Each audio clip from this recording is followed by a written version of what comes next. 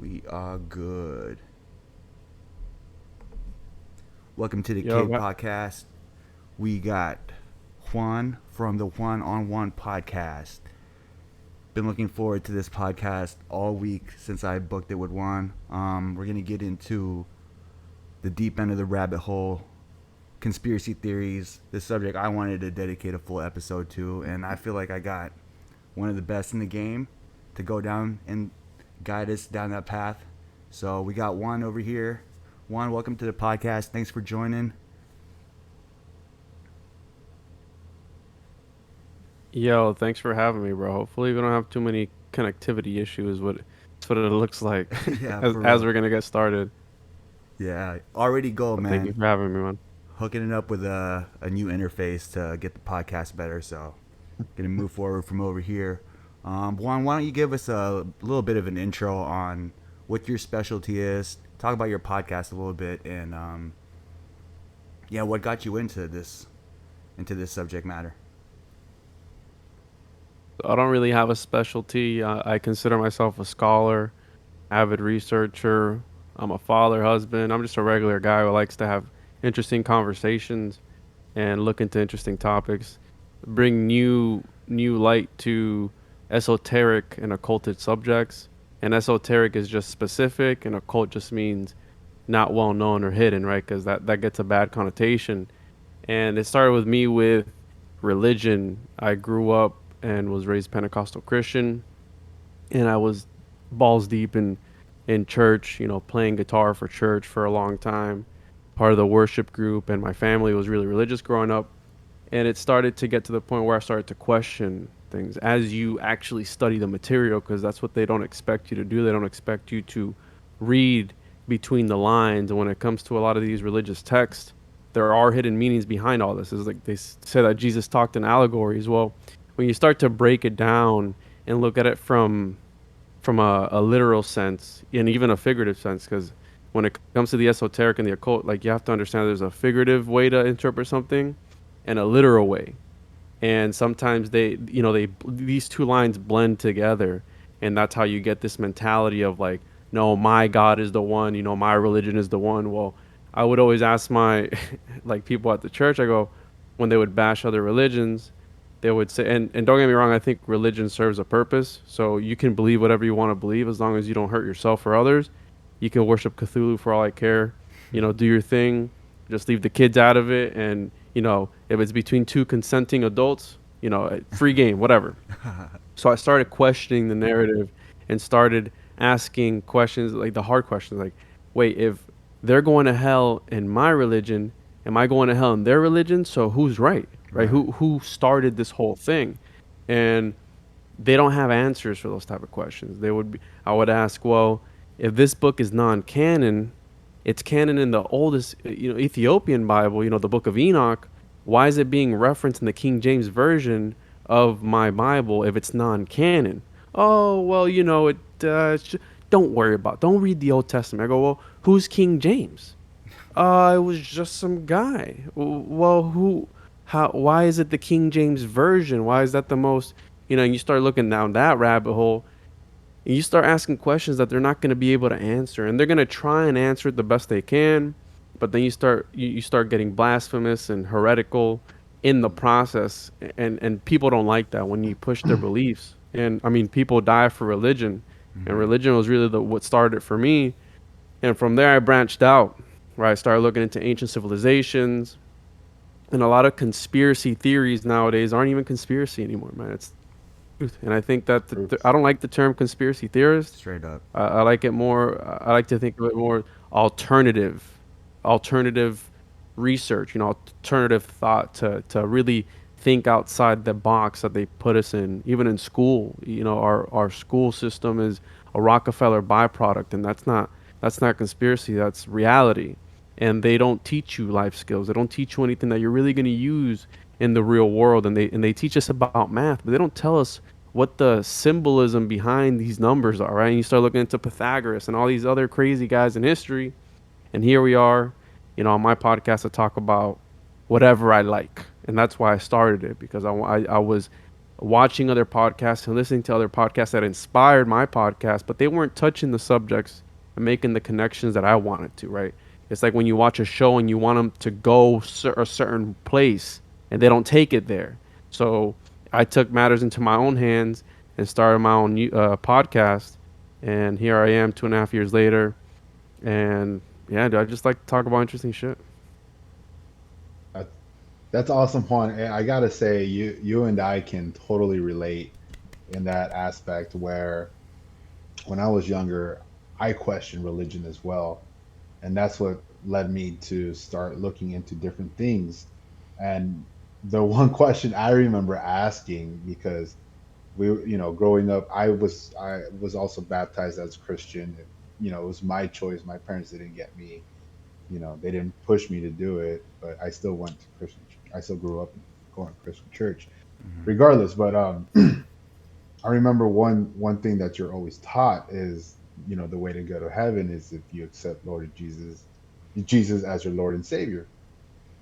And I remember asking one time, I'm like, what if you never have that opportunity, but you do good in this world, you're a good human, but you just that opportunity of never knowing who Jesus Christ is never comes to you. Do you go to hell? And they're like, yeah. I'm like, wait, what? Like that did not make any sense to me because Mm-hmm. how is it that somebody? Yeah, I mean, we're also taught, you do good, you know, you don't commit too much, I guess, the sins and all that kind of stuff, you go to heaven. And it's like, so okay, so someone that comes to earth, helps out people, helps out community, maybe builds a community for the well-being, things like that. And oh, so just because they don't know Jesus, they go to hell. Like that's where right there, I wouldn't say immediately started changing my thoughts, but that's what started. And then I started even asking more questions, just like you did, and then questions that were never answered. And I mean, even sometimes to this day, it's like they're still unanswered. But I figured that sometimes that's just life. You're just gonna have unanswered questions that you shouldn't beat yourself up about. Yeah, yeah. One time I have a friend of mine who does philosophy. He's a Stoic philosopher, and he talks about this Stoicism. For sure. Shout out to Anderson Silver. He'd be a good guest to have on your show. And we were talking about religion, and I brought up something. He's like, "Well, give me proof of X, Y, Z," and I was like, "Well, I'll quote this ancient scripture." He goes, "Dude, religion is the biggest conspiracy of them all." You know what I Yikes. mean? We're relying on what? On a piece of paper that somebody wrote that's been translated how many times over? You're not gonna, it's his story for a reason, history. Bro. To the victor the spoils. So when you start my whole thing, and I've accepted Jesus in my life. I believe in a God. I believe in a higher power. It's not that Right, I'm an atheist or a Satanist or anything. Like I believe in right, God. right. I Mm-hmm. believe we're here for a purpose, and I think religion serves as a system for people to. What's at the core of the Ten Commandments? Don't be a piece of shit. That's Mm-hmm. it. Be a good person. You know what I mean? That's it. Live a good life. Some people need structure. Some people need a system. So if religion is your system and your crutch for you, good for you, brother. I appreciate you that you're trying to better your life and be a good person. I'm not trying to bash anybody's religion, but what I don't want to accept is the dogma and the psychological warfare that the church, because it's a brokered experience, right? If you look at the Gnostics, the early Christians, there's a reason why they were killed, and there's a pattern. Whoever speaks out against the system always gets killed, right? Mm-hmm. Everybody, there's always somebody out to get you, right? So the Gnostics, they taught that, hey, we can achieve divinity ourselves. We don't need the church. And Jesus said, you have turned this house of prayer into a den of thieves because it's a brokered experience. Now, what the church wants to do is they want to broker your experience. So they have the guy up top who talks to God every day, the Pope or whoever it may be. Then the guy under him talks to God every other day. And then, you work your way down the ladder, and then here's you, where you have to pay your 10% Mm-hmm. every single week. And if you're a good little boy, you're going to get your seat saved somewhere up in this metaphysical area that promises you I remember when I was a kid, I was 12 years old reading the book of Revelation. And I was 12 years old, 11 years old. Hell yeah. I opened up my first Bible the other day, and it was I remember my grandma telling me that they would have to cut my head off if I didn't repent and accept Jesus in my life as Lord and Savior. Bro, I was 12 years old. You imagine a 12-year-old boy being told this. Like, I'm reading about the apocalypse, bro. That was the book of Revelation is one of my favorite one of my favorite books, Yes. and that's Me all it Yes. too, is. You know, bro. it's a good story. It's a Yeah. good story. Now, do I do I not believe that Jesus exists? He probably did, along with Buddha, Vishnu, Krishna, whoever you want to call him, like all these other Right. ascended Right. masters or adepts or whatever. I'm sure that he existed. Now, was he the Messiah or something? I don't know. You know what I mean? Like A I different think question. I Yeah. don't think you're right. The Trinity is like the most complex thing that Christians have to wrap their mind around. Like when they're trying to explain it to somebody, it's like, what is the Trinity? Well, he's God, he's the Son, and he's also the Holy Spirit. It's like, wait, so what are you trying to get at? No, he's all three. Wait, you sure? But then, who's the son? Yeah, he's his own dad. It's like what are you getting? Like you don't even understand. You know what I mean? So, that's what really woke me up. And honestly, I woke up to the politics in the church. Right Facts. when I started to see the hypocrisy Straight up. within the Mm. people who Hmm. I said, if I'm in a worship group and I'm trying to, bring the Holy Spirit, because as Pentecostals they dance around, they talk and they speak in tongues and all Yeah. that stuff. If I'm in that group that is supposed to be at the forefront of the church and leading it every single week, I can't feel a certain type of way. You know what I mean? I have to Hmm. be connected to my brothers and sisters there at the same time, and you could see the politics and the hypocrisy and all this stuff. And dude, it turns out after I left, people started coming out of the closet. People started to get divorced. Yeah. People started to get a whole bunch of things happen, and it's like Yeah. humans Yeah. aren't perfect. You know what I mean? Like I'm not trying to get at that, but you need to be in a certain mindset, especially when you're going to go to worship and you're going to lead a congregation. You can't be thinking about fucking hentai while you're playing the guitar at church, you know what I mean, or doing whatever it is, or you know what I mean? Like you can't be doing that, bro. You got to be in a certain mindset. And I Right. chose to step away and just honestly leave the church. I left the church and I haven't been back since, to be honest with you. Yeah, I think we're similar in that too, because I was on fire as a Christian. I was in every retreat, Same. Yeah. every Friday Bible study, teaching the kids, doing summer Bible. Hmm. I was all about it. Favorite book was Revelation, which was odd at the time for like a junior high or elementary school kid to be asking the youth pastor, like, "Hey, when are we gonna learn about Revelation?" Like, yo, I don't even understand that shit. So we'll talk to the higher pastor to see if they can get that okayed.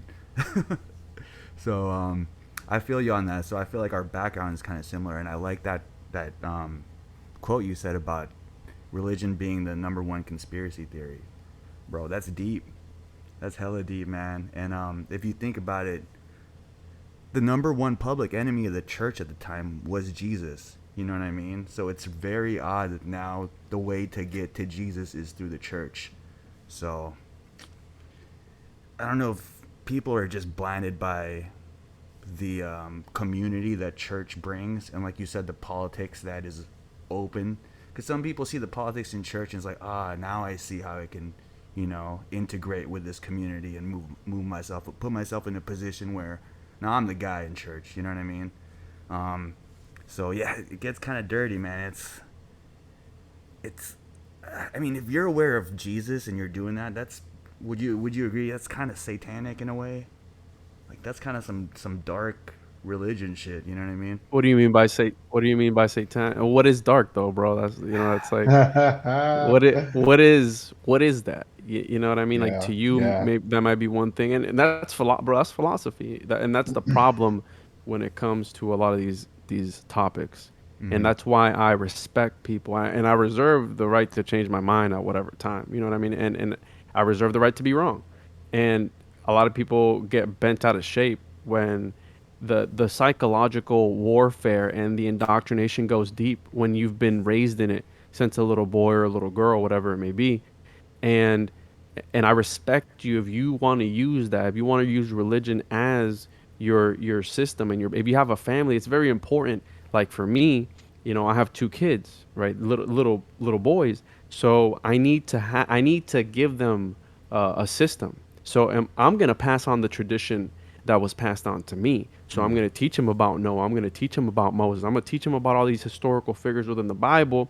And when they get to my age and they start asking me these questions, or they start listening to the Juan podcast, like, yo, Dad, what's up with you talking about what XYZ? What is Right. all that about? Who are the Anunnaki, right? Who's Enoch? What is all that about? I'm gonna let them know, and if they want to reach whatever assumption or decision at the end of that, I'm gonna respect that too. You know what I mean? That wasn't done for me. Mm-hmm. You know, it was either you go to church or, you know what I mean. I was forced. I was forced to go to church. I don't remember at one point in time ever actually wanting to go to church, and when I was finally able to, when I moved, I lived with my grandma a majority of my life growing up. Mm-hmm. So when I was living with her, when I finally moved out, started high school, that's when I stopped going to church. And I mean, I'm trying to think if I've been here and there, but I haven't really been. But like I said, I believe in a God. I believe that there is a central source. I believe that there is an opposing force, not evil, because, and I'm not trying to be like, oh, well, this is an evil. Well, it's up for interpretation at the end of the day, right? So that's why I asked you, what do you mean by satanic? What is satanic to you? Mm-hmm. So I guess what I meant by that, and by the way, this is Jermaine, our second guest. Jermaine, this is Juan. I guess what Okay. I meant by that is Can if you guys you're hear me fine though? a little muffled. Well, I think it's the mask. Yeah. Yeah, cool mask though. But How about this? that's cool. Um, as far as satanic goes, I guess what I meant by that is if you're all in and you do believe there's a Christ, but you go against that. You know what I mean? There's people that could be in church that doesn't really subscribe into religion, doesn't really believe in Jesus, that are trying to manipulate people. I don't think that's really satanic. I think you're just kind of like a snake in the grass. You know what I mean? But if you know there's a Christ and you're like, ah, You're a heretic. yeah, right, right. Yeah, you're a heretic. But think about this, bro. You know how many Christian denominations there are? Thousands. So they That's can't even come up to an assumption on the true doctrines themselves. So how do you expect me, right, a flawed man, a flawed creature according to scripture and according to other ancient scriptures, how am I supposed to govern myself through this dark world, if you will, right, full of 'cause that's the whole thing. Like that's what the Gnostics talked about too. Like this is a prison, this is a matrix, mm, and what really flips everything on its head with the Gnostics was that they believed that Yaldabaoth, which was this lion-headed serpent, the Satan archetype, was the one that created the material world. And that when you tell somebody who, and again, I'm coming from this from a scholarly point of view. From I'm a researcher, you know what I mean? Everything that I talk about, I don't believe everything I talk about. I talk about and I present facts mm-hmm, or the opposing evidence to support it or debunk it. You know what I mean? That's what I'm here to do, and that's what my podcast is about. So when I talk to somebody who's not open minded to be able to discuss these topics, you know, I've talked to Christian people about it, and they call me like, "Oh, you worship Satan." I was like, "Did I say I worship Satan or Lucifer, whoever it is that you want to call him?" No, I was Isn't that telling you like a the story. that's like the fallback for most Christians when you like defy them, right? Oh, you're a Satan worshiper, and I think like I know I just jumped in, but I kind of jumped in at the time where I was agreeing. It's like I used to go to church too. I was raised Catholic, and my parents they would force me to go to church, and I never wanted to, but it was just as a kid, it was crazy. I would notice how I would like question things at such a young age. And when you start questioning it, they start saying something's wrong with you. And I noticed as a kid that was pretty wrong. I was like, really? Like instead of like explaining to a kid, you're flat out calling them wrong. Yeah, and it's a defense mechanism. So when you attack, that's like me attacking, like that's like you doing your job in your profession, and me coming along, you know, I don't know nothing about it or whatever it may be, and telling you otherwise. It's not gonna make you happy. It's probably gonna offend you and make you mad. So it's a natural reaction to have when you're literally shifting people's paradigms. And mm-hmm, I don't debate anybody. You know what I mean? I'm not here Right. to convert anybody to a certain way of thinking. I just look into certain topics and I discuss them Hmm. and I dissect things and I look at things from a different perspective, and a lot of people don't, some people don't like it, but if you're listening to my podcast, you probably are into the weird shit that I talk about anyways, so it probably doesn't matter, but I'm talking about like in a real world situation or conversation, because I can't go to parties anymore and talk to people about normal things. I don't understand how I admire and I envy people who can walk around and just blatantly ignore the spiritual warfare that's going on around them, and they're just I've done episodes on NPCs, and a lot of people get mad about that. Like, oh, you're demeaning a certain group of people. Well, you know, there are studies that a majority of the population, I think up to 25% of people or more, I could be wrong on the number, I did an episode on it, where they don't have an inner monologue. Whatever they're thinking is what's coming out of their mouth. Mm-hmm. I don't know about you guys, but I can think in my head and I can hear myself thinking in my head. Some people don't do that. Some people don't have an inner monologue. So, like, do you have a consciousness? Like, is that, like, growing up, I always thought, is that consciousness? Is it that little voice in my head of when I'm thinking about things, I can think about it in my head and not put it out to the world or whatever it may be? But some people can't think inside. That's mind blowing. Yeah, and I feel like there's never heard of that. That's actually If you people watch long enough, you'll see that a lot of people just kind of flow with the current. You know what I mean? Literally just eat or consume whatever is given to them, without thought, and have an opinion that isn't even theirs, which is kind of scary. You know what I mean? Like, they have strong opinions and strong beliefs about subject matter that they just picked up based on a quote that they saw on social media or the news. Terrifying times. Or with what's going on, what's popular, what are the masses doing? Oh, I got to follow along, or else be kind of what they said, like, you're with us or against us. So it's like, oh, I'd rather be with them. So I'm not an outcast. There's a book called The Crowd by Gustave Le Bon. He was a French social psychologist, and he is the father of crowd psychology. Now, in a crowd, right? Because as of recently, we've seen the whole BLM and all these things going on, which I'm Puerto Rican, so I got some black somewhere along my lineage, right? I have melanated skin, right? I'm brown, so I think BLM and all these things are psyops to divide us further. We're all human, we all bleed the same. We're all the same, 6 feet under. Who cares? These are things that they put in society to divide us even more. Absolutely. And this gets us to our first point of who's they. Who's the Illuminati? Well, I consider the Illuminati a blanket term for right. Like, so you talk about Soros, and now you got, bro, I was just listening about Kanye talking about the Jews and all this stuff. I'm like, he's probably MK Ultra. Either that or mental illness is a real thing. But again, he's got a history. So you have people pinpointing certain groups of people. I don't think it's that. I think it's back to the crowd psychology a little bit.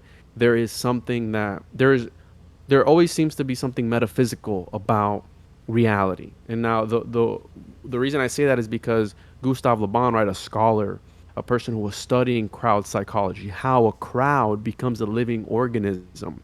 And there are certain criteria that forms a crowd. So you check off certain lists. Now, when that crowd becomes an organism, there's something that he calls a parasite, this metaphysical entity, this metaphysical aspect to it that slithers its way around inside the crowd, and people start acting a certain type of way.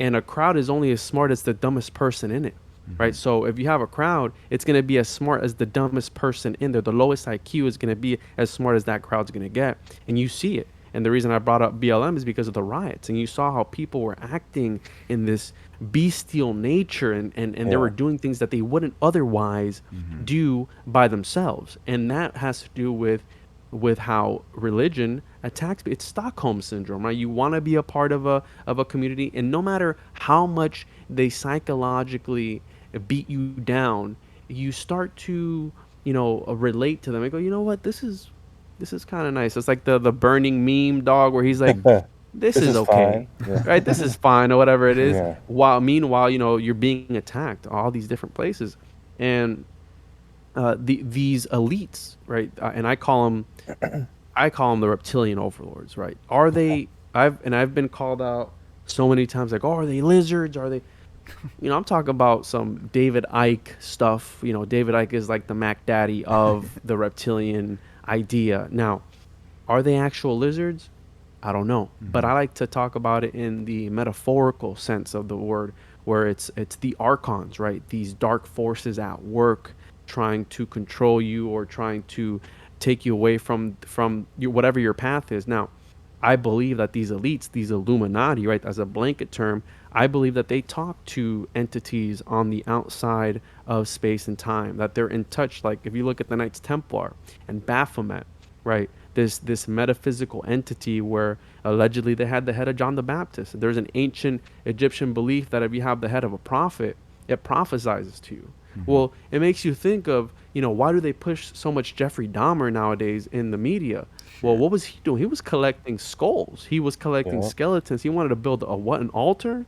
You know what I mean? Like he Mm-hmm. was into some occult shit that they probably didn't want to put out there. Oh, he had a copy of the Satanic Bible. Mm-hmm. Well, I've read the Satanic Bible. You know what I mean?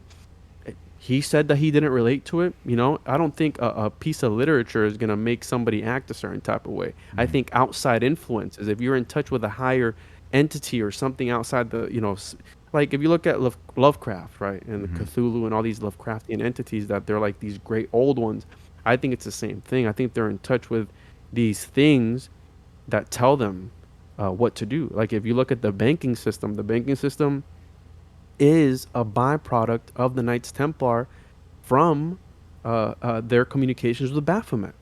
And for those that don't know, Baphomet is the Satanic Temple's Mm-hmm. mascot, the half man, half hermaphrodite, half human, half goat entity, and it's based off Eliphas Levi's famous drawing that he did one time. I forgot what year, but yeah, I think that these Illuminati types. I think that they're those people. They're the the vessels for these entities that are outside the reality, that are trying to. I think there's a war between good and bad. You know what I mean? Like light and and Absolutely. and Facts. dark. But Absolutely.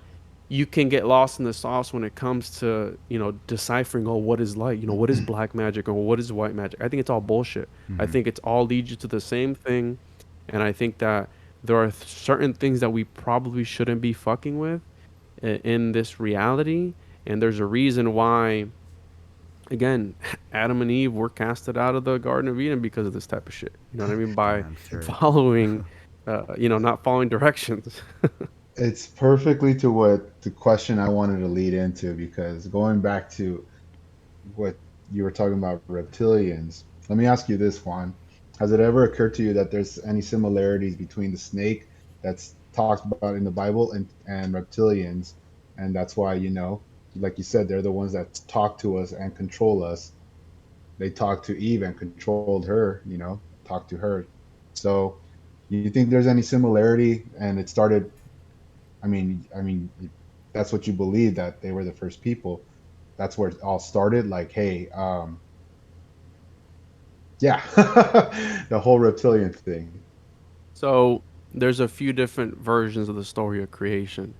And it's what I was talking about earlier. We can't even come to an Mm-hmm. agreement of what the story of creation was. If you Right, look at the Gnostic right. cosmology, the serpent is the good guy. He's Sophia, and Mm, she was trying to wake Eve up. The reason that they didn't want you to eat from the tree of knowledge of good and evil is right. so you didn't learn that you were in a matrix, that you were in a false reality. So that's You, why it angered Yahweh, and he casted them out That's of the crazy. Garden of Eden, because right, he's like, now you're gonna right. know that you're trapped in a false reality. But let's put that aside.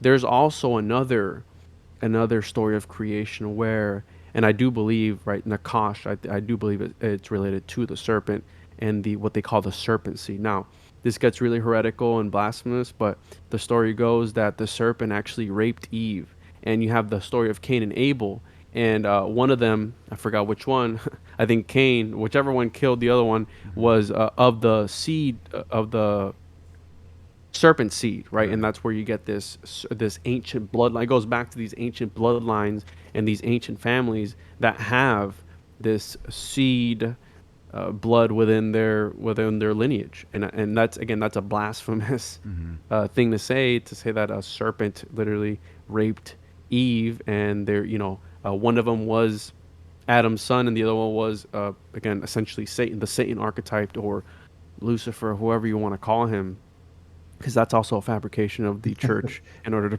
push propaganda. Two different entities. Yeah, two different entities. So it's like, do I think it's related? Absolutely, but again, it just depends on which worldview and which religion really you want to follow, because you can go any which way. And that's the problem about learning about this, because when you start to learn about all the stories of creation and all these different religions, you start to see where they start piggybacking off one another, and they were all talking about the same thing. So that's why I think it's bullshit at the end of the day of like, my people are the best. Well, I'm not saying nothing, but what I'm trying to get at is that nationality is a real thing, and having pride in your people, being the ones to establish something, I think that plays a role. But that's also a construct of society of like, we're all one.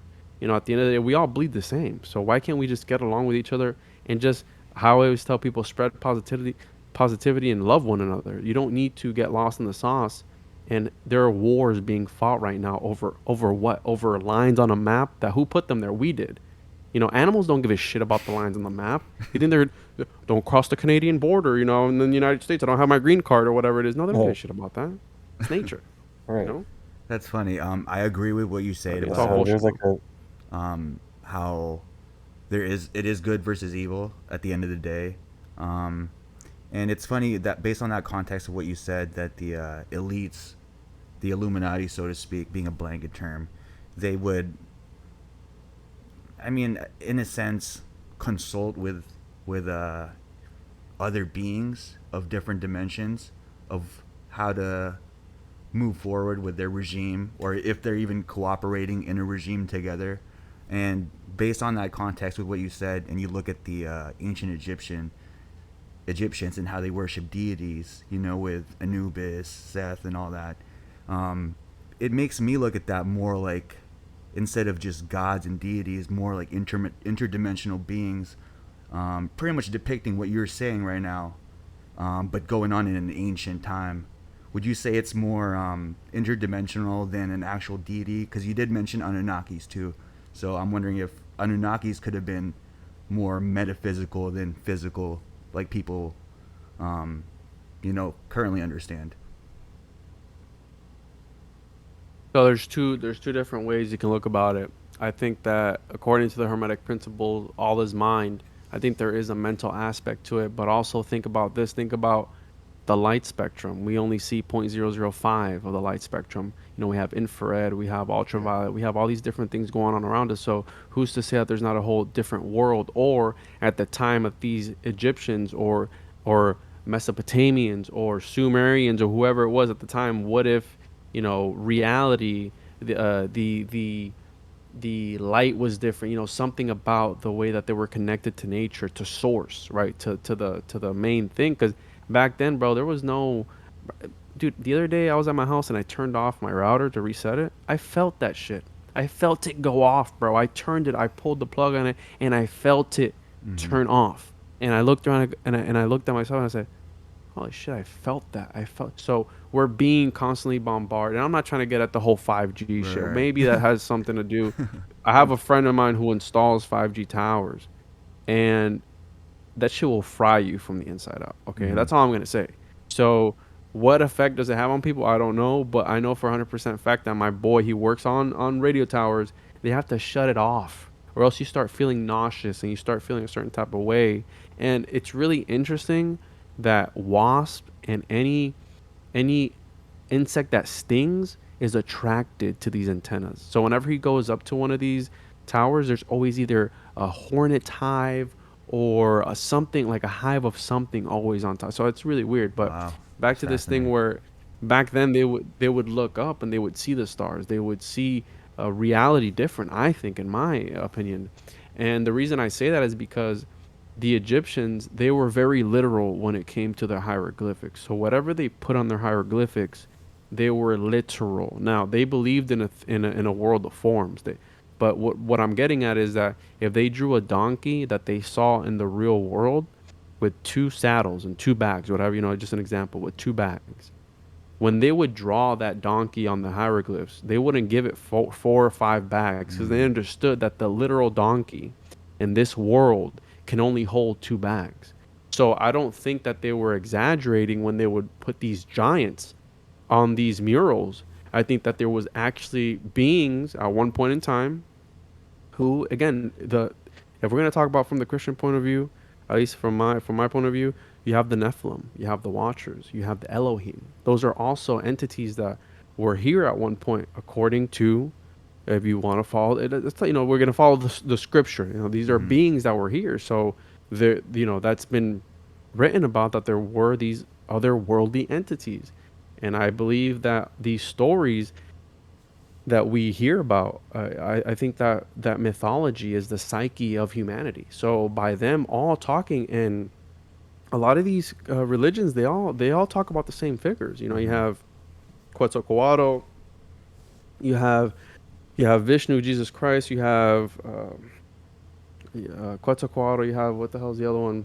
Anyways, Mm-hmm. all these guys, they're all talking about the same people. You know what I mean? So I think that there either was a group of people going around and seeding civilizations, and that's how they depicted them the same way. But I think it was physical beings, bro. I think at one point it was physical. It wasn't just. There's too many stories like the Nomos with the Dogon tribe. They talk Right. about people coming from the sea. The fish-headed men in Yeah, well, yes, and yes. metallic crafts. Now, if you want to talk about UFOs and why do they push the ancient alien agenda so much, but I do think that there were physical beings at one point, and I think maybe you need to be in touch with a certain type of frequency to see them. And I think that's what these people back then were doing. They were connected to nature. They were walking around barefoot, bro. We don't do that shit. I don't do that shit. I want to, but my feet are too fragile. I can't walk on, I can't walk outside. And when you do, it's like, have you ever touched concrete while you're on mushrooms? You want to cry. So even the stuff that they put down, on the roads, it makes you feel some type of way. It's not the actual, I went out to the Smoky Mountains one time, and I took my shoes off and I just put them on the rocks because I just felt so grounded there. You know what I mean? I was fly fishing, and it was just the roaring of the stream and all this stuff. Something about the energy, and guess what? I was cut off from any phone service at all, and Mm-hmm. it felt fucking great. And I think that's what people back then felt, bro. I think that's why they were able to see certain things. And Wow. you have All right. legends like the Skinwalker and all these things where they're able to project these thought forms out much more efficiently. And I'm talking about like indigenous people. You know what I mean? I think there's a Mm-hmm. reason why they wiped them all out too. Wow. I agree with you on that point too, because I think over time with technology, unfortunately, light pollution, radio frequencies, TV, all that stuff. Even diet. I mean, it def. What was that? Even like the food that we're eating now compared to even what they were eating, what our grandparents were Oh, it's eating. definitely affected. So I mean, it's affected in what we take in, and then so all the waves that are around us, 24/7, it makes us feel specific ways. So, and you're right, like when you go out to nature, I mean, even sometimes just to the beach and just sitting there, I mean, you feel a different way, and definitely more, I guess in a way of like liberated, free, like you feel some pressure taken off you. It's a good feeling.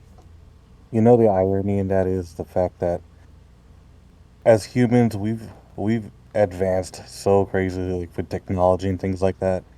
And as crazy it is going forward, what people are not realizing, we're also kind of taking a step back within our connection to the earth and all that, with the spirituality part of it. And I think that's the crazy part. We're advancing, but we're also going backwards. Mm-hmm. Yeah, look at the art of back then, bro, and tell me that that the art today. Look at AI art, and look at the art of the ancient Greeks, and tell me which is better. Which literally looks like it could come to life. It was the Greek Yeah. sculptures and all these things. Now, Right. can you do that today? Absolutely, but they were doing that shit back in the year 300, 400, 500, whatever it was. They were making statues that look like real people and lifelike as can be. Yeah. And Look at a painting from Michelangelo or whoever. Take your pick. You know, You it's know what I crazy. You mean? can't even conceive in your head how they sculpt those details on that stone. It's just like, how the fuck did he do that? Bro. Like, Just to how build does on someone wake up one day and say, I'm gonna? just to build on top of that too, I also heard that like the cave, cave wall paintings. I heard like they look very primal and primitive, just like stick figures and all that shit. But if you hold a torch and you look at it in certain angles, they animate. Like that's some kind of like advanced primitive shit. You know what I mean? So who knows if they created Oh, that with that intended, with that in mindset. But yeah, we don't give them credit, man. So the cave paintings served also as a purpose. They served a purpose as talismans too. So they were not only used as art, but the reason that they drew them was not because they wanted to draw them, but because they believed that it would invoke that animal to come by, so they could, you know, hunt it or catch it or whatever it was. Oh So it wow. served the purpose. It wasn't just art. It was also a sort of talisman. So I'm sure they were drawing it at a certain point that the stars were aligned in a certain way in order to invoke that energy of that animal to come by. So it's got to do with the occult and magic and how magicians play a role since the beginning of time, even till I believe till this day. Which is a perfect segue for magic. So, I got into or magic. we can touch on Luciferians Yeah, let's do if that. you want, real quick. Um, s- So I got a boy of mine. I did an episode on Lucifer, and my boy Esoteric Eddie. You could probably hit him up and have him on. He's a really good guest for too. sure. He wrote a book, Lucifer Unveiled or Lucifer on something. I'm sorry if I'm getting it wrong, but I did an episode on it. And the Luciferians, it was actually there was this guy who was talking out against the church, and he was named Lucifer, and I forgot his first name, but the OG Luciferians were these people, the people who were following, I believe it was Saint Lucifer or something like that, some guy named Lucifer, like back then, Mm-hmm. back in the day. And I think that Western religion needed a bad guy. They needed a scapegoat, because if you look, Lucifer's only mentioned what, one time in the Bible, two times, something like that, like something ridiculous. And I think that's where that goes, because Luciferians were the people, the followers of this Lucifer character back then. But you always need, again, it goes back to the good and evil aspect. You need a bad guy. Mm-hmm. So here they are. They let's pin it on this Lucifer guy, and let's call these guys Luciferian. Well, I think it's a construct of Western religion needing some figure to, Satan means opposer, means adversary. So was Mm. he an actual entity? I don't know, or, if he was real or not, or he was just a fabrication. We're never gonna know. And I think that by what I believe is going on with religion, with organized religion at least, is that all the major religion people, right, back to the reptilians and the Illuminati, I think that they are cultivating their own pools of souls and energy that they can feed off of, right? And if you're a Muslim, they can feed off the Muslim population. If you're a Christian, they'll feed off the Christian population. If you're if you worship, do Catholicism, whatever, or you're a Catholic, they have their own group of people. There's a reason why they're the major religions around the world, and they have their own concentrated group of people that they can tap into for energy or whatever it is for their purposes. Do I believe that they use this energy for to keep? I don't know. You know what I mean? To they feed off of it. That's why it's always the problem, solution, and then there's one more. And it's like repeat. It's always that same shit over and over and over again, and it's to keep us in that state of mind, in that heightened fear. Like we just got out of, the whole thing with that virus and stuff, and they were trying to lock us down and all that stuff. And I feel bad, bro. I feel so bad for the people who gave in and ended up getting that thing in their body, and now they can't take. I know so many people have reached out. They're like, dude, I regret doing that. It's like I caved in, but it goes back to the crowd psychology where they push you and they push you, and you get demonized and you get torn down to where you know how many times like my family was harassing me and calling me a lost cause and all this stuff, and how many times I was on the road and I would see like, you know, that thing here. I felt like just pulling in and just getting it just to get people off my back. Mm. I didn't, but some people they couldn't hold their ground, and they ended up being guinea pigs, unfortunately.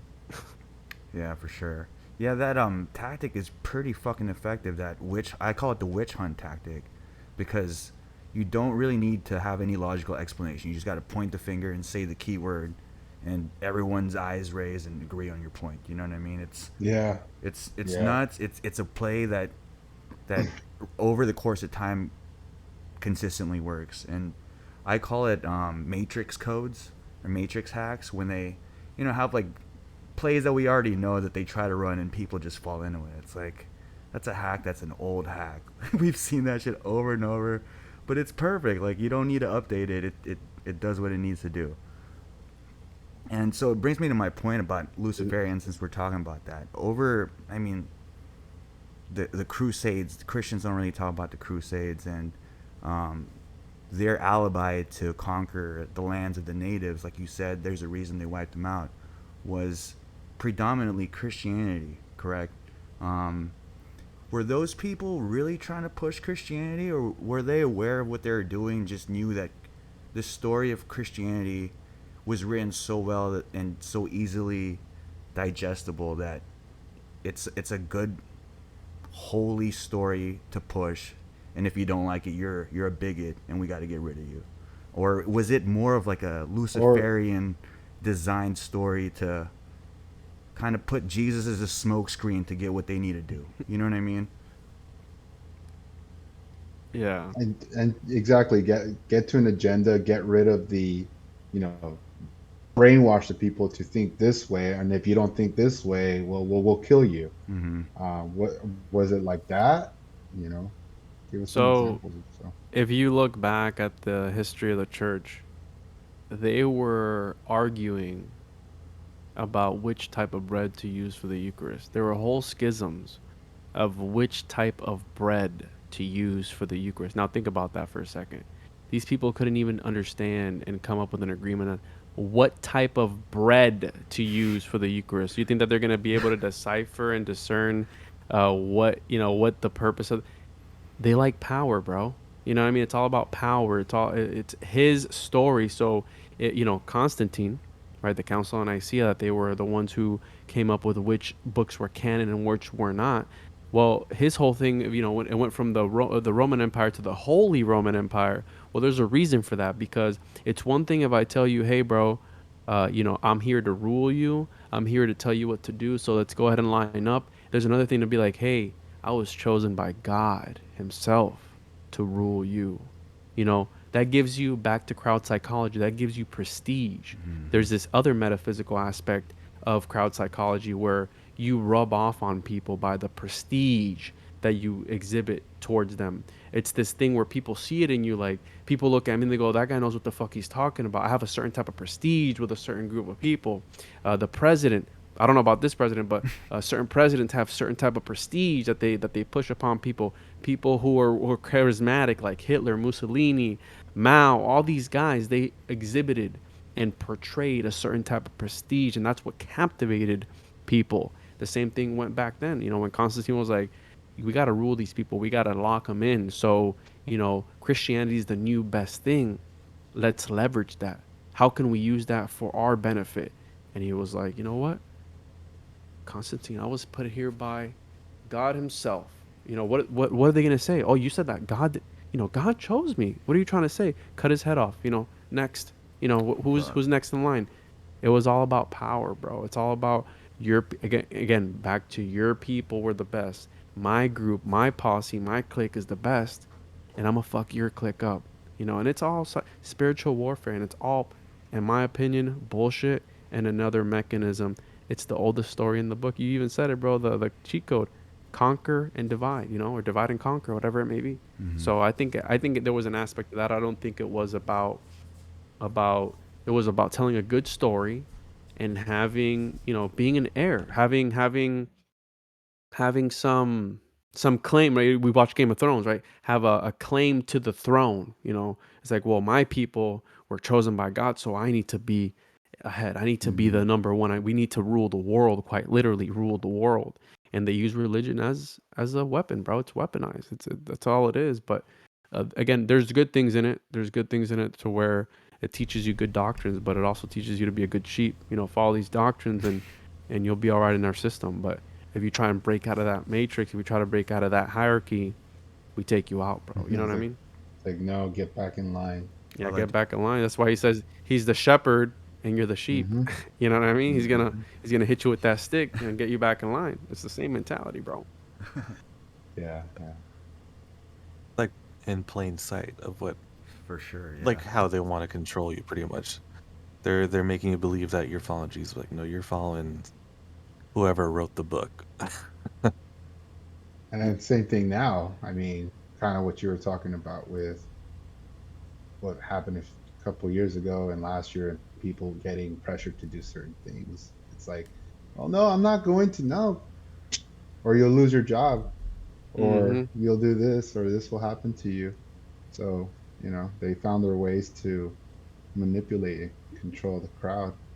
Always. It's what I've heard it called mimetic occultism. So where they use propaganda to speak to people's souls, and it goes back to Pythagoras, Plato, these Oh guys. yeah. Plato's Republic, where he talked about how arts. He wanted to restrict which type of instruments, which type of music, which type of plays you were watching, because he understood that if if this metaphysical thing, this music, this play, spoke to people on a deeper level, right? It spoke to their soul, and if people were inspired a certain type of way, they would realize and wake up and go, hey, you know what? This is bullshit. I want to do something with my life. I want to break out of this system.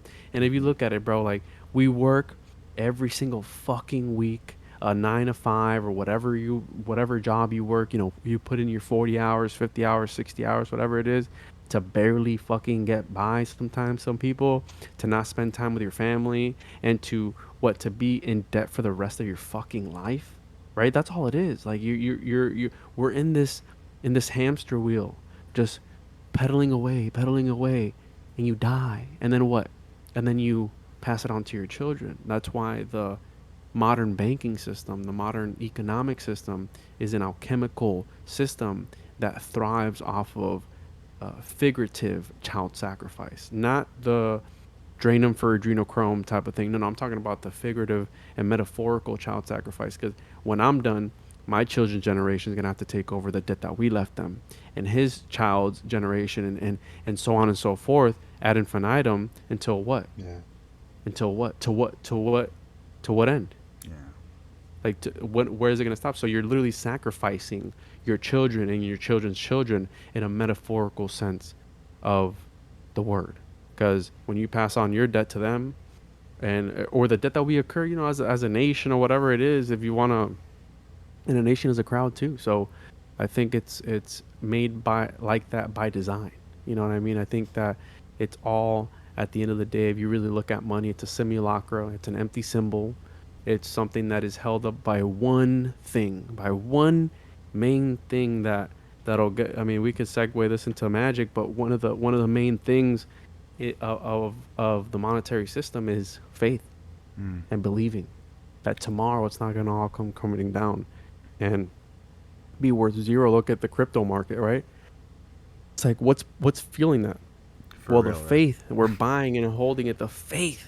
I have faith. Faith is a powerful thing, and what you want to emulate when it comes to magic, and you put black magic with a K. The K thing is a Crowley thing, and again, we'll talk about the black and the white magic. Mm-hmm. But at the end of the day, it all goes back to belief and wanting to replicate the placebo effect, where you want to invoke an effect in somebody that will cause a biological change, right? Without having to do anything. That's magic, right? When you're taking a medication and you heal yourself, that's what they want to replicate. Now, magic, with the magic with a C and magic with a K. So Crowley added the K in order to distinguish it from stage magic, right? K on it. I Right. fucking hate Crowley or Crowley, whatever. I don't care how to say his name. Just I want to be upfront with that. Have I studied his stuff? Absolutely. Mm-hmm. He was a piece of shit though. The guy was a Yeah, he piece of shit. was. Yeah. So you have different forms of magic. You have uh, you could consider it black magic, necromancy. You have different, white magic. There's this idea that there's two lodges. Mm-hmm. Yeah.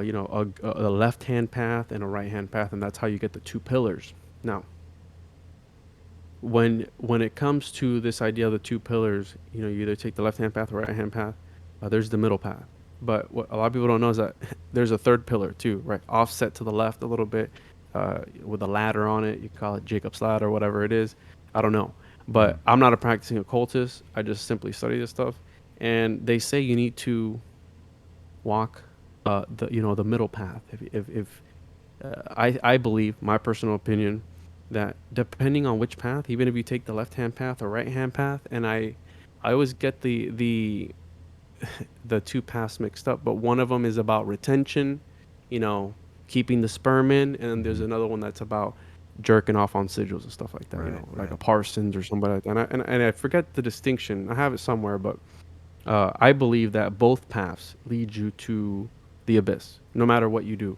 I think if you're messing around with things that aren't supposed to be messed with, I think it drives you what Eliphas Levi, what Manly P. Hall, what all these guys talked about. It literally drives you insane.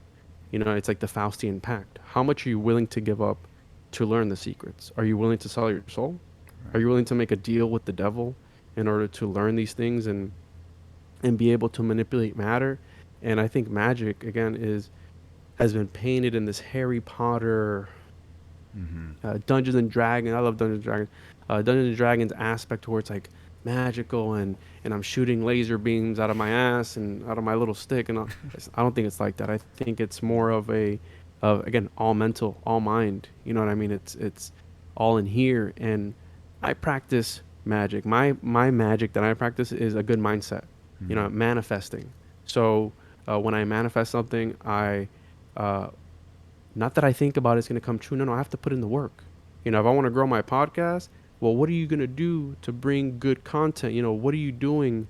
Are you putting in the research time? Are you bringing different topics to it? You know what I mean? Are you putting in the work in order to align yourself to be able to manifest that at the end of the day? You know what I mean? Same thing goes with any goal in your life. Like if you want to better your Right. Right. finances, if you want to better your family, like praying about it and sitting and meditating about it, probably not gonna get shit done. Like put in the legwork. You know what I mean?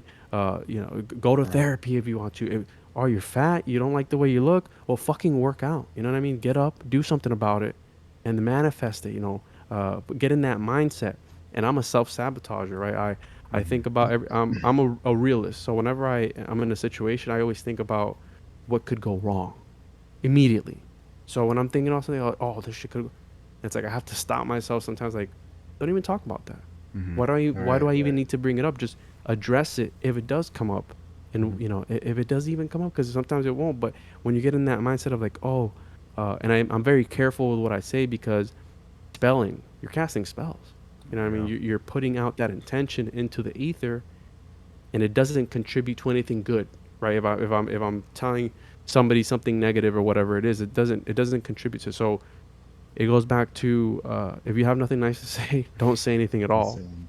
And I think that when it comes to magic, I think it's about depending on which magic. There's astral magic, there's Goetia, there's divination, there's a bunch of different systems of magic. It's again a blanket term, but Mm-hmm. it's all like, for example, Star Wars. You got Yep. the Jedi, you got the Sith. It's like, but at the center of that is the Force, and that's magic, and it's how you use it and how you affect others with it that makes it what it is. That's why I asked you at the beginning, oh, well, why is it satanic? Or why is it black? Or why is it white? It's like, no, it's there. It's just there. Now, how do you use it? Now, if you're using for necromancy or for whatever other bad thing, you know what I mean? Santeria, voodoo, hoodoo, whatever it is that you want to do with it. Some people might consider that good. Do I consider it good? No, I don't. You know what I mean? So it depends on what you use it for, but it's there. It's there for you to tap into it. Mm-hmm. It's just at the end of the day, what are your intentions behind it? It's like when you take a psychedelic, there's set an intention. What are your intentions by taking this substance? Are you trying to better yourself? Are you trying to become Bigfoot? You know what I mean? It's up to you, and how you perceive it, because I think perception is very important. You have the observer effect, right? By us observing things, we quite literally change matter, and it reacts differently when it's being observed by us. And I think that's also a powerful thing that we have as humans. You know what I mean? I like your In that definition of sense, it's magic. kind of like what you're saying. Go ahead. In that sense, you're kind of just saying you create your reality. So you're based off your perception, you create what's around you. Yeah, that's something I preach a lot, and these guys know that. Yeah, I like your definition of magic because essentially it is a mystical version of just the placebo effect, right? Like you believe in something and then somehow, you could say based on like law of attraction, you manifest it. So going down the rabbit hole of magic and learning like the different occult symbols, um, you talked about sigil and like kind of like the currency right now in crypto. They're essentially sigils, which are symbols or logos that depict a certain thought or belief, right? Is my definition of sigil somewhat accurate? So a sigil is, so depending on which school, because Mm-hmm. the occult is very, it's wide, right? It's and for those wanting to learn about it and really getting just a tip in, I recommend reading The Secret Teaching of All Ages by Manly P. Hall, which that it's an encyclopedia that really teaches you the basics, right? Enough to get your feet wet of every single thought and like what this does and what that doesn't do. Mm-hmm. So The Secret Teaching of All Ages by Manly P. Hall, read that. But what sigils are, depending on which application they use, there's chaos magic. There's also the Thelemites, which we can talk about Crowley. Mm-hmm. But their whole thing was, I call cinema and people who make movies cinemagicians, because essentially what a movie is, because you talked about he mentioned creating your own reality. Well, that's what they're doing to people real time.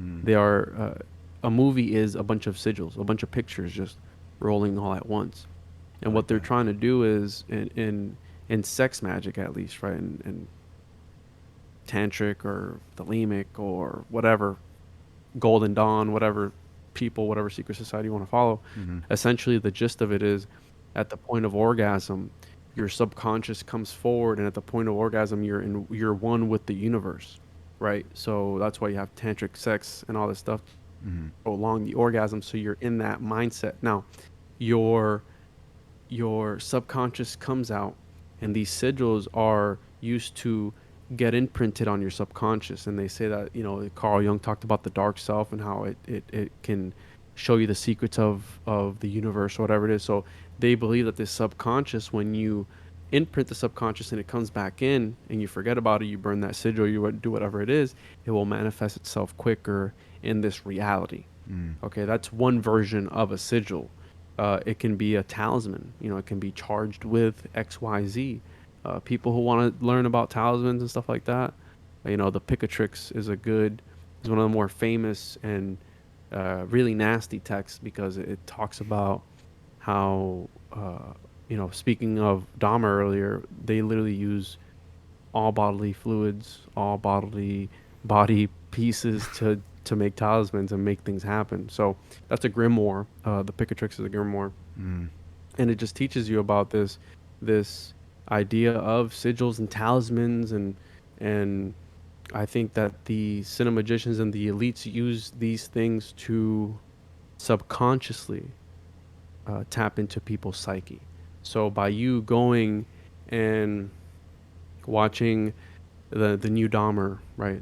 What are they trying to portray with those documentaries? And why make fucking 50 of them? Why make so many? What are you trying to push? Are you trying to desensitize people? Are you trying to indoctrinate them? Right? Get used to. I've said it, man. Like, look at Squid Games and all. Like, super violent. Yeah. And it's like, at the core of it's like a secret society watching the lower class fight to the death for what? For money, for one of the biggest simulacras that there is. a piece of paper. Really think about it. If you really break it down, it's a piece of paper that was what the golden standard went out in the 70s. So what is they can fire up the printers and print more of it. So why are you fucking working every single week, slaving away, and giving up the most precious commodity, which is time, that you're never gonna get back, for a piece of paper that they can just fire up the printers, and automatically the paper that you have in your bank account is devalued by X percent every year or whatever it is? It's like, it makes no sense, but people fall in line with this system and they're sheep. You know what I mean? And they just keep doing it because they don't know any better. And I mean, I'm part of the system too. I'm a cog in the system too. I can't say I'm above it, but at least I know that it's a game. At least I know it's a monopoly game. That's why people ask me like, well, why do the elites need so much money? I go, don't you like the casino? Well, that they're playing their casino. They know that this is a fucking game. So, but one thing is to know that you're in the Truman Show, Right. versus not knowing that you're in the Truman Show. And that's what my podcast is about. It's about bringing a symbolic literacy and, bringing recognition of like, hey, it's okay to be in the system. Like, it's fine. You have to follow rules. There's social constructs, but don't fall victim to it. Understand this entire time that you're in it and play it to your benefit. You know what I mean? Manifest things and work your way around it the best you can to live your best life or whatever it may be. You know what I mean? Play the game, Yeah, don't let it's the like game play you. Yeah, it's Exactly. like you can get off the hamster wheel, but you're still in the cage. So you gotta, and within that cage, you gotta figure out how you can make things happen for you. And then, because every day we're still in the hamster cage, no matter how much we want to say like, oh, I know exactly, we're being played right now, like you said, like all those things that are being spoon fed to us to believe, and like the whole money thing, and like you said, we actually, it's a piece of paper. You're right. But we've also been programmed to believe we can't live without it either. That's why we're fighting for it so much, and that's why people are stuck in that hamster wheel, like I said. And every now and then, the people like I don't want to say it like we're better than them, but like people like us, we're able to step off that hamster wheel real quick and think about what's going on within this little cage we've been put in. Yeah, I've always said that we're all Neo in the Matrix trying to break Mm. out, right? And trying to find a way out and trying to play it. And I think that the forces that be, the Illuminati, the Archons, whatever it may be, they're the ones trying to stop us. Whichever way that they can, either through people or through whatever it may be. You know what I mean? That's why I always tell people pay attention to the synchronicities. And the beautiful thing about synchronicities is that, Carl Jung said either you can take them to be messages from the universe or you can take them to be nothing at all. So it's up to you if you want to interpret these signs, deja vu and all these things. I think that's the universe talking. And whenever I have a synchronicity or deja vu, I know I'm on the right path. Like I know, like, okay, I'm supposed to be. I've seen this before. That's crazy. Either me and some other timeline got here, so I'm okay. I'm good in a synchronicity. Like all the time. Look at my clock at 3:33 every single day for whatever reason. Like no matter, it doesn't fucking fail at all. 3:33 every single time, and it's like, or 11:11. You know what I mean? It's like, oh, there's a nudge from the universe. If you want to take it that way, or it could just be like, all right, I looked at my watch. It's 11:11. You know Or what I mean? you've programmed yourself to check that watch at that time.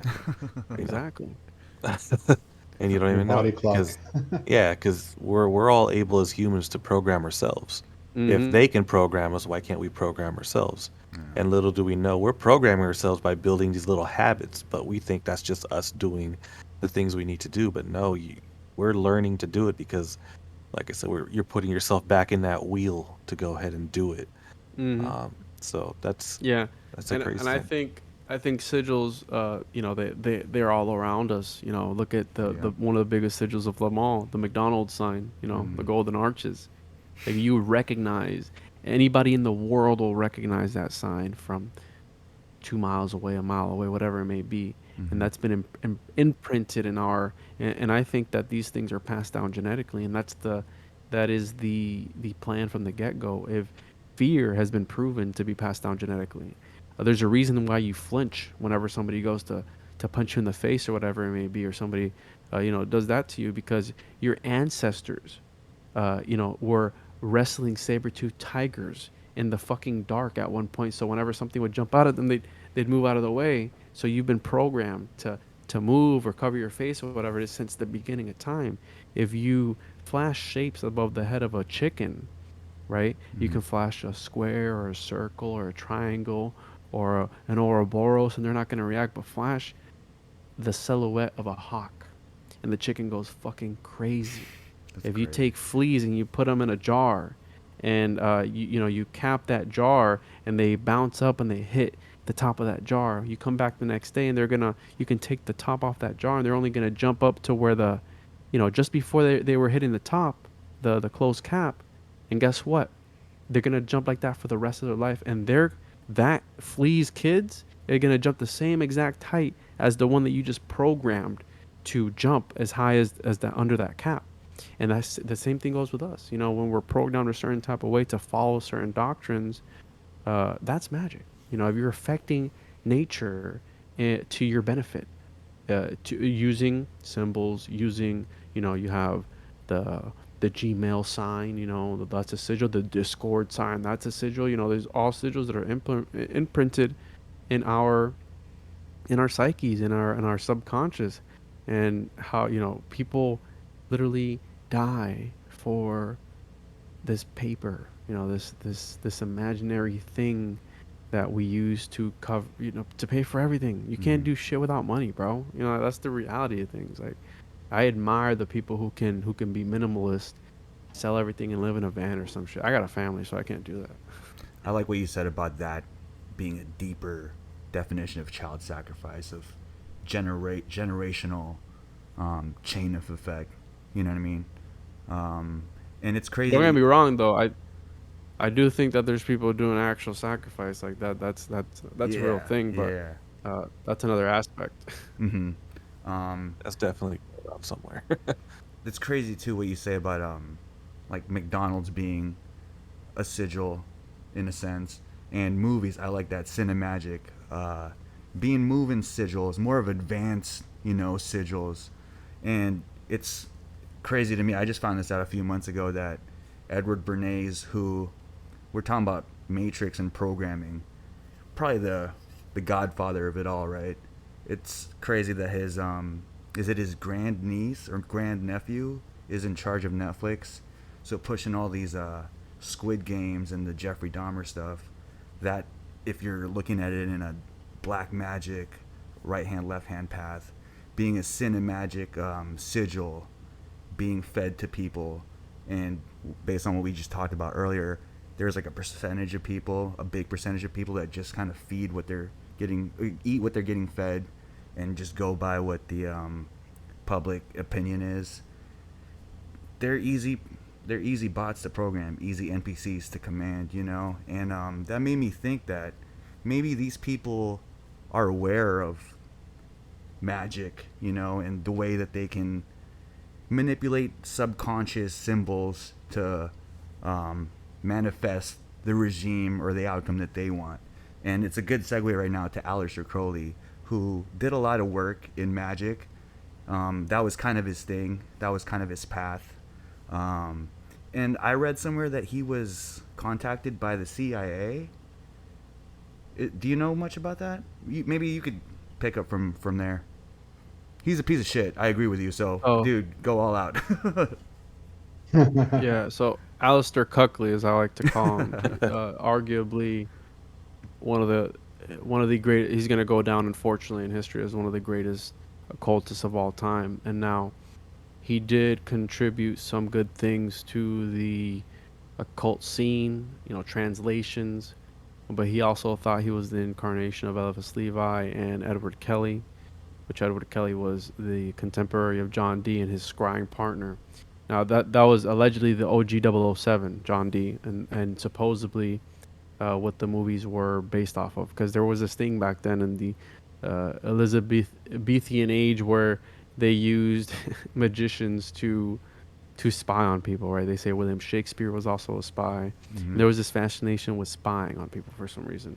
And allegedly Crowley, whatever, however you want to say it, he was one of these as well. He was supposedly a secret agent, but he was also full of shit, right? Like, look at L. Ron Hubbard, was one of the was one of the authors to write the most fiction out, and he made a religion. It depends on what you want to believe about him, but he was a really, he called himself the wickedest man on the planet or whatever it was, Mm-hmm. the great beast 666 and all this stuff. But he was doing some nefarious shit, man. He was really doing some stuff, but what he really helped people understand, what he brought out, what that was occulted, was the fact that anybody can do this shit. But essentially, what I believe Crowley was just some rich kid, bro, who Mm-hmm. wanted to, have a bunch of. He was, I believe, he was a sex addict, and he just, and in the closet homosexual. Nothing wrong with being gay. Whatever you want to put in your butt is your own business. I respect you for it. And I think that he just used this occult stuff to want to manifest and bring forth the end of times, because he was just that full of himself. And you can read his, he was a prolific writer. You can read any of his works, right? And what he was on, and a lot of the things I truly don't agree with. He even talked about, the best sacrifice is a young, a baby male, like a baby boy. So he was talking about sacrificing kids, and then you're gonna have people coming out the woodwork like, oh, he meant that figuratively. All right, so take everything else he said for face value, but then that one fucking thing that he said, take it as metaphorical.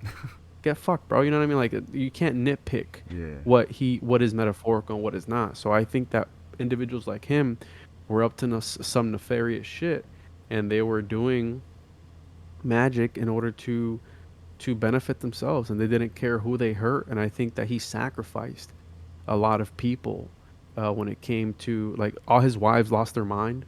So, take that for what you will, because again, it's what you want to give up. And I have this theory that Crowley, using the Enochian magic system, which was a system developed by John Dee and Edward Kelly, to invoke Choronzon, which is the angel of the abyss, right? The bottomless pit. And he was allegedly possessed by him, but in 1911, when he was possessed by him, right after that, I think he either made a blood pact with these demons or something, because right after that we had World War One, we had the creation of the Federal Reserve, the creature of Jekyll Island. You had the Great Depression. You had World War Two. You had all these things that happened that a lot of people died, Mm-hmm. and it just so happened to be right before that Crowley was talking to some demons. One of the most powerful ones. So who's to say he didn't take that Faustian pact and was like, hey, I'm gonna offer up myself and humanity. You know what I mean? Right. That's a little theory I like to play with, because the timeline adds up, right? 1911, 1913 was, I think 1912 was the Titanic, 1913 was the Federal Reserve. Right after that, you had World War One. How many people didn't die from that? World War Two, there was atomic bombs being dropped, and who was at the forefront of that? Jack Parsons, one of his contemporaries, one of the people that used his magical system and was a student of him, about Crowley, in order to, bring forth the whore of Babylon, the Scarlet. He was in the desert jerking off with L. Ron Hubbard, trying to summon this demon to fruition and bring her into manifestation. You know what I mean? These guys were up to some nefarious, dark shit, and they didn't care who they who got in their way. That's the whole thing. Do what thou wilt. Right. You can kill any man who gets in your way. I think that is very dangerous.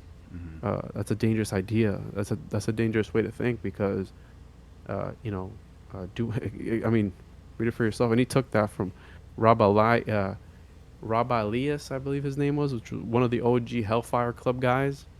And he was they believe in what they call transgression, where it doesn't matter what you do, even if it's the most wicked stuff, you're still going to achieve some sort of divinity. So that's why you get the dark aspect of it, of killing people and sacrificing people, because it doesn't matter at the end of the day. I mean, you can do as much bad as you can do good. That's the black and white. That's the checkered. You know what I mean? Like, people talk about Masons and stuff, how they help the community. Well, yeah, as much as they do good, they do bad. And one of my co-hosts is a Freemason. Nothing against Freemasons. You know what I mean? Like, I think that there are circles within circles. Inner circles are the ones that are up to the nefarious stuff, and the people who are in it, on the outside looking in, I think they just want to be a part of a club. Mm-hmm.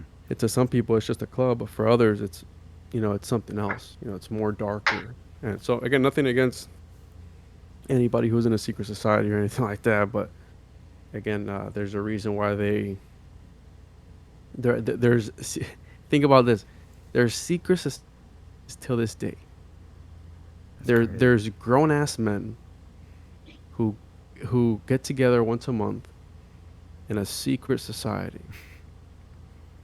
Just let that sit in. Just let that sink in for a little bit. It's like you're Like, gonna why does go. it still have to be secret? You can learn about this shit on YouTube. You know what I mean? It's like they're not telling you anything. You know, they what they can't disclose is allegedly what's told verbally.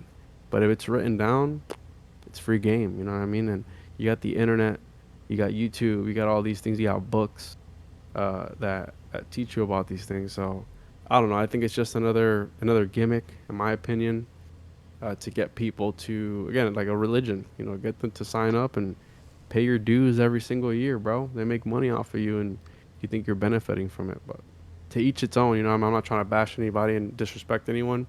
I respect everybody's decisions and which systems that they want to believe in. But Crowley was, if you really look into his history, that guy was a character, bro. That guy was doing some wicked stuff. And one of the ones that really bothered me learning about him was he liked to go climbing. He was a mountain climber. And there was a time where he got together this group. I forgot what year it was in, to climb. I forgot which summit it was, but essentially he was the guide of this group, and these people couldn't keep up with him. There's people who died trying to follow him up to the summit, and he would just leave them. People were like, hey, these people are dying. He just keep going. Mm-hmm. You know what I mean? Like, people fell to their death, or they died of exhaustion or whatever it was, and he just kept going. He didn't give a shit about anybody. But think about it. A rich boy who got an inheritance and was like, hey, I want to travel the world to learn all the secrets of the universe and initiate into every single secret society I possibly can and come up with my own secret society. And guess what? I'm gonna fuck bitches the whole time and tell them it's magic. You know what I mean? Like, what better way to do it? And you know what I mean? Like, what better way to psychologically mess with somebody? And I think that's what he was. But not saying he didn't contribute. Unfortunately, he did. We have a lot of translations that he did, and he really brought it to light. Like, hey, anybody can do this. This is nothing special. You know what I mean? He was a ceremonial magician and all these things, but he was dark, bro. And if you read his poems and stuff like that, like they get so grotesque, man. Like it's torture porn is what it is, what he was writing. If you His really mind was just dark and full of gross things. Yeah, things that are unimaginable to the normal person. Yeah, and things that he was actually doing, like at the Boleskine House and at the there was another one, the Abbey of Thelema, I think it was, where he was like, he killed somebody by making him drink like cat piss or something like that, like some just messed up stuff, bro. Like, they were having sex in front of kids.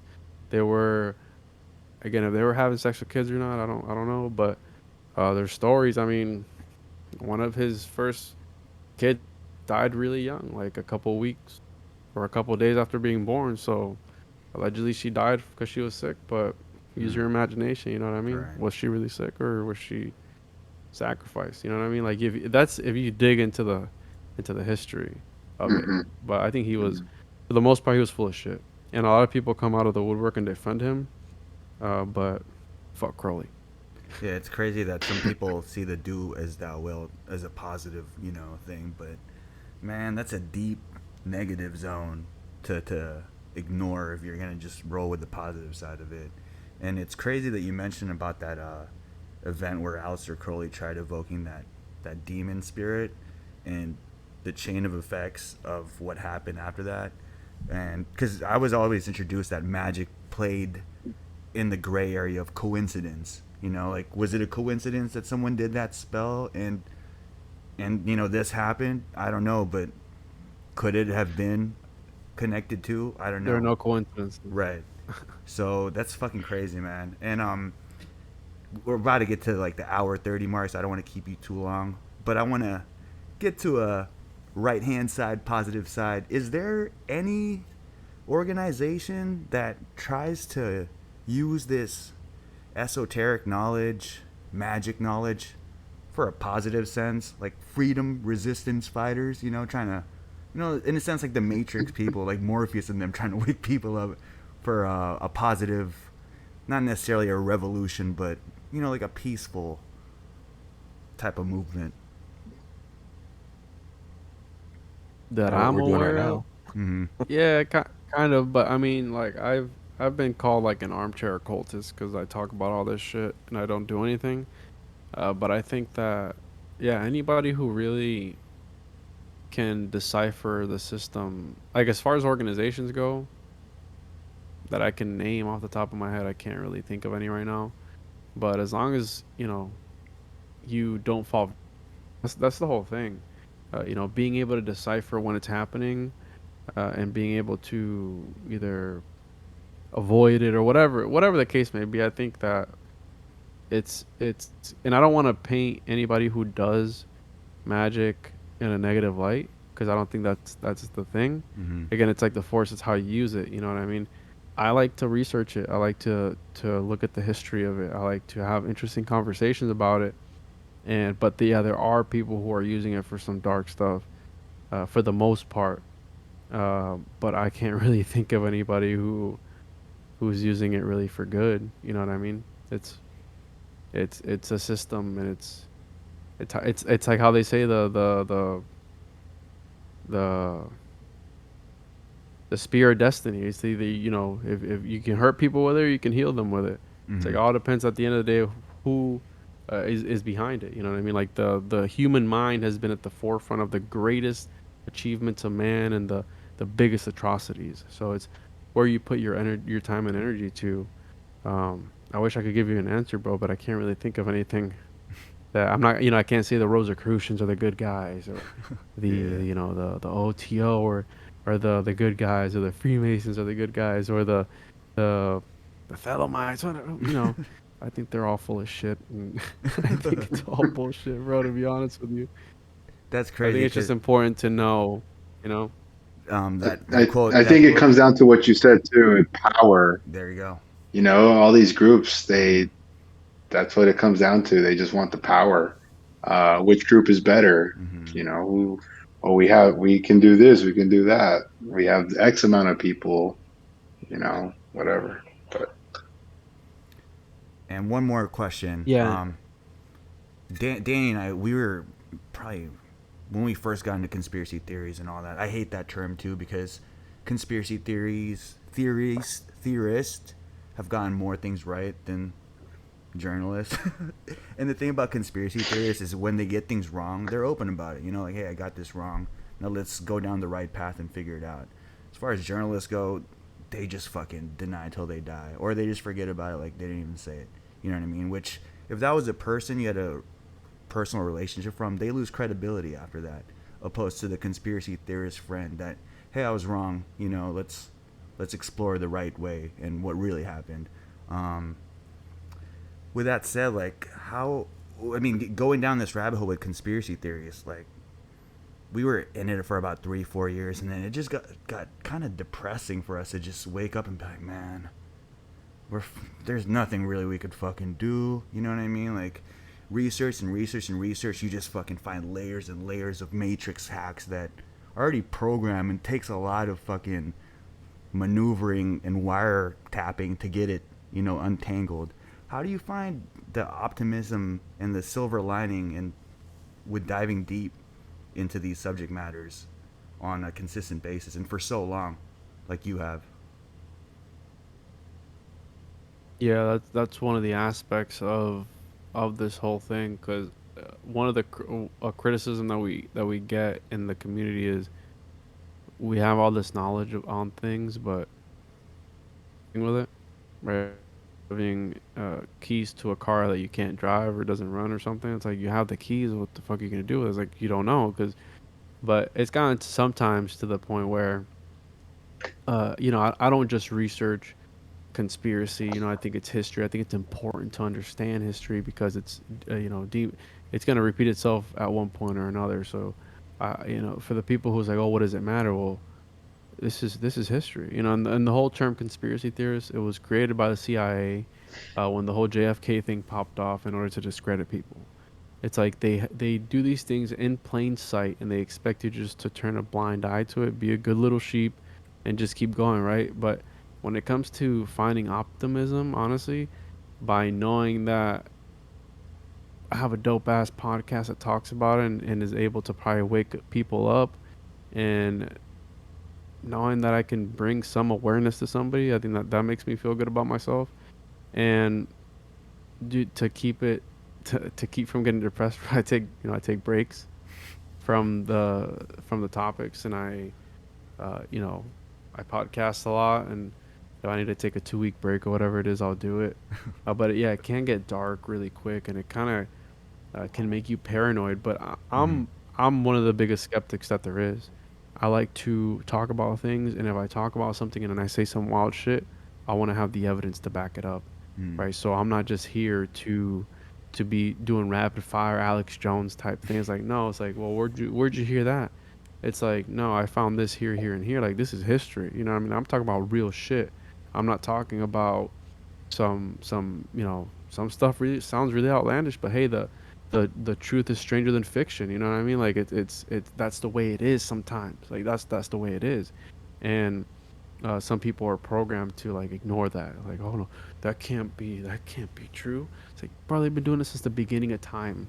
You know what I mean? They've been doing this since the beginning of time. And I think is these people are playing the long game. I think that they understand that they can be reincarnated every so often. So Mm. that's why they chill. Like, what does Jeff Bezos need? How many millions of dollars, hundreds of millions, billions of dollars? Like, he's never gonna spend it in his lifetime. Well, he's playing the casino, baby. You know what I mean? He's playing in the Truman Show. He knows the cameras are watching, so he's just Mm-hmm. stacking bread and doing whatever. You know what I mean? Like, he's I believe he was put in that position, and he's doing his thing. You know what I mean? Like, Yeah. do I think he's some sort of magician? Probably not. I just think he's some guy put there to be the forefront, right? To keep the eyes off the what I think is like the Forbes 100. These rich families, those are the people you have to worry about. The people you have to worry about are the ones that you don't know their name. You know what I mean?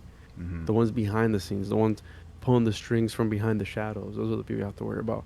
And Elon Musk, Jeff Bezos, Bill Gates, all these other guys, they're just peons. You know what I mean? They're not. They're used to distract you from the real stuff going on. I think that's why they put out all this entertainment, at the tip of your fingertips. You go on Netflix and you can watch hours and hours of show, just hypnotized, just stay there while you put your mind and your energy towards that. They're doing something else in the background. You know what I mean? Working their way through, and attention is a very valuable commodity nowadays. We have this scrying mirror here that we have to divide our attention through 50 apps or whatever it may be. 5 apps, 6 apps during the day. You're cycling through them, constantly. They're mining your energy, and I think we might be in some sort of matrix, right? The matrix scenario where you're just here for mining their energy. And I wish I could end on a positive note, but I think if you're able to decipher and not fall victim to the system, I think at least having some awareness. Right. One thing is family members and friends who are oblivious to this type of shit, and when you talk to them, they give you what I call the fluoride stare, where they're just like, "So did you hear about the new Dahmer documentary? Did you like that?" Like, come on, bro. Like, but keep in mind, if you're here to wake people up, don't force somebody to be woken up. Like, Mm-hmm. just plant that seed. Don't force it. If they don't want to wake up, it's not your job to force them to wake up. Like, just do your thing. And I think that's what I enjoy doing this. You know what I mean? I enjoy talking about this interesting stuff, and the rabbit hole goes deep. And I think I'm gonna keep doing it until, you know, whenever. Hell You know what I yeah. mean? The So I guess rabbit hole ends, which will never end. Seriously. I guess you could say like Bezos and Musk are the lucky winners of the casino, right? Because they're playing and they're winning, and we're the ones hoping to win like them at some point. That's what Yeah, it all really is. that's the American dream, right? Yeah. They paint the American dream, but I forgot the name of the comedian. Was like, well, it's the American dream because you, fuck, I forgot how it goes. Anyways, because you got to be asleep to believe it or some shit. There you go. Yeah. Oh, Shit. Uh, Yeah. But I wish I could leave on a positive note, but just No, man, that's all good. spread. I think a lot of people here, like my first time actually listening, I've kind of read up on your stuff a little bit because trying to get to know you before we get this show going. But I really like how you broke it down in a sense where we can even like the novice can come in and be like, oh, okay, I kind of see what he's saying. Someone with an open mind who wants to learn, is very new to it, can catch on to what you were saying, and I think that's what was great about everything you brought to us tonight. And we all appreciate your time, and I know we'd love to have you longer, Hell yeah. but I feel like we'd I'll like, have to I bring you think, back. yeah, we would have to bring you back if you're ever open to that, because I feel like there's way more that we were just at the tip of the iceberg, and this just gets deeper and deeper, and Mhm. we have, I think, at least like you said, this episode's kind of like planting that seed, like you said, and hopefully just generates that curiosity, and people will want to hear more about it, and we hope to have you there to lead them to the second phase or something like that. So before we send you off, I'd like to give you an opportunity to just plug your socials, tell people where they can find you, any upcoming projects that they can anticipate from you. You can catch my podcast. I release every Monday. I mean, I've been releasing every Monday for a while now. Sometimes I release 2 episodes a week. Mhm. Sometimes just one. The Podcast.com. At the Juan Podcast on Instagram is my main social media. I'm on Twitter, TikTok, Instagram. I got a YouTube channel, Juan Podcast, and I also have a journal where I post like esoteric articles and interesting stuff. It's called the Occultist Monday. You can find that on my website. I also have a comic book I'm working on. I have the first issue already out, where again it's conspiracy inspired, and it's about me going around different. Every issue is a different conspiracy. So Hollow Earth. I start out with the Saturnian cube, and with the whole Saturn worship and all that stuff, about how it goes back to Moloch and all these things. So you can find that on my website. Yeah, yeah. The one, yeah, the One Podcast. And yeah, dude, yeah, I'm a regular guy who likes to talk about interesting shit, and I'd come back on whenever you guys want me to have me on, and I appreciate you guys letting me come on and bullshitting with you guys. Oh yeah. Absolutely. Absolutely. That's Well, we awesome. enjoyed it as well. Awesome, dude. Yeah, I'll sign off on a find me on positive there, note. and You know what? There isn't anything to say Good. because we're in a war right now, yo. We'll rest when the war is over, but for now, you can't rest. There's no positive note until we're done with the war. So let's either fight them, or you're either fighting them or you're fighting us. You know what I mean? That's just what it is. mm, You either with us or you against us. yeah, fuck the lizard people. Or we could kind of end it on a quote, because when I came in, you were talking about how we were fighting over land that people drew on a piece of paper, like these are the lines and all that. So I guess we could say, like, there's just this rapper I listened to, his name was Bamboo, and he said this line, and till this day, when you said it, I was like, oh shit, that makes perfect sense. He said, "We the people are the same. It's the map that divides us." That's really all it is. I like that. Let me pull up my favorite Bible verse. I'm gonna leave you guys with this Bible verse so I can find it. Hold up. Go for Here it. we go. Let's read it from the. See if they have the King James version. Your boy King James. They don't. But anyways, here we go. So it says, "For our struggle is not against flesh and blood, but against the rulers, against the authorities, against the powers of this dark world, against the spiritual forces of evil in the heavenly realms." And that's Ephesians 6:12. That's one of my favorite Bible verses because I think it is a spiritual Yeah. warfare. And And I like Ephesians 6:13 too, where that's where you put up your armor. oh, I didn't read that one, but I'll check it out. I But like yeah, I Au- think That's yeah. Austin it's the next 316.